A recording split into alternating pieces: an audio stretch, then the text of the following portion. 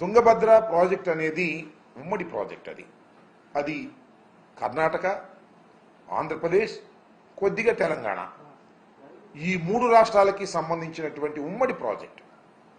దీని నిర్వహణకి తుంగభద్ర బోర్డు ఉంటుంది. కర్ణాటక, మనము, దానితో పాటు సిడబ్ల్యూసి, సెంట్రల్ వాటర్ కమిషన్, వారు కూడా 3 రాష్ట్రాలకి సంబంధించినటువంటి ప్రాజెక్ట్ కాబట్టి నిర్వహణలో వారు బాధ్యత తీసుకుంటారు. చైర్మన్గా వారు ఉంటారు. ఇది దాని కన్స్ట్రక్షన్.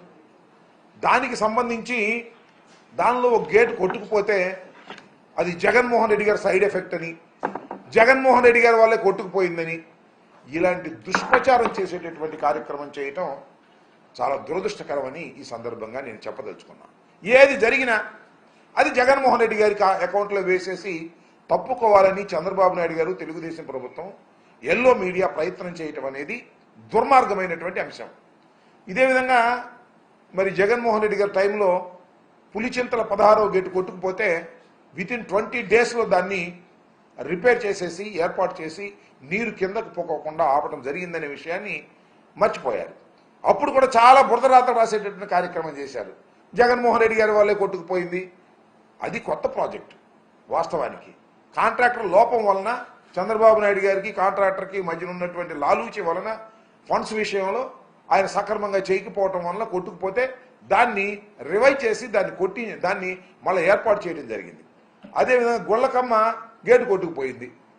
గుళ్ళకమ్మ గేటుకు పట్టుకుపోయినా జగన్మోహన్ రెడ్డి గారు దీనికి కారణం అనేటువంటి మాట మాట్లాడారు. ఆ రోజున చెప్పాను నేను మంత్రిగా ఉన్నప్పుడు, ఈ రోజున చెప్తున్నాను, గుళ్ళకమ్మ కొట్టుకుపోవడానికి, గేటు కొట్టుకుపోవడానికి చంద్రబాబు నాయుడు గారు తన హయాంలో చేసినటువంటి అలసత్వం. ఎందుకు చెప్తున్నానంటే, చంద్రబాబు నాయుడు గారు 5 సంవత్సరాలు పరిపాలించాడు కదా పోయినసారి. అప్పుడు గుళ్ళకమ్మకి 5 to 6 crores ఖర్చు పెట్టారు. దేనికి ఖర్చు పెట్టారు తెలుసా? పెయింట్ వేయటానికి, విగ్రహం కట్టడానికి, అక్కడ బ్యూటిఫికేషన్ కోసం 6 crores దే స్పెండ్. గేట్ల కోసం 1 కోటి కూడా ఖర్చు పెట్టాల. అంటే ఎక్కడ డబ్బులు కమిషన్ వస్తే అక్కడ ఖర్చు పెట్టి గుళ్ళకమ్మ ప్రాజెక్టుని సర్వనాశనం చేసే కార్యక్రమం చేశారు.